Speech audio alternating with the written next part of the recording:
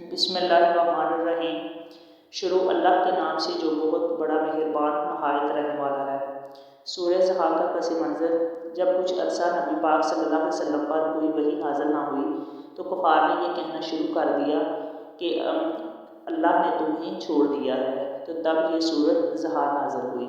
ترجمہ: قسم ہے آفتاب کی روشنی کی قسم اور رات کی جب وہ چھا جائے، تو نہ تمہیں اے نبی صلی اللہ علیہ وسلم اللہ نے تمہیں چھوڑا ہے اور نہ تمہیں وہ کبھی چھوڑے گا، اور نہ ہی وہ تم سے ناراض ہوا ہے، اور بے شک آخرت کی زندگی بہت بہتر ہے تمہارے لیے اس دنیاوی زندگی سے، اور ان قریب اللہ تعالیٰ تمہیں بہت عطا فرمائے گا، اتنا عطا فرمائے گا تمہارا رب کہ تم اس سے خوش ہو جاؤ گے۔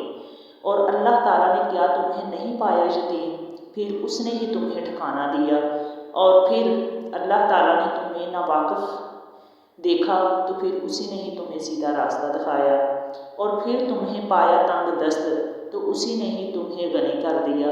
بس یہ کہ جب ہوا یتیم تو نہ ستم کرنا، اور یہ کہ جو مانگنے والا ہو تو اسے تم کبھی چھڑکی نہ دینا، اور یہ کہ جو نعمت ہے تیرے رب کی تو اس کا بیان کرتے رہنا۔ جزاک اللہ۔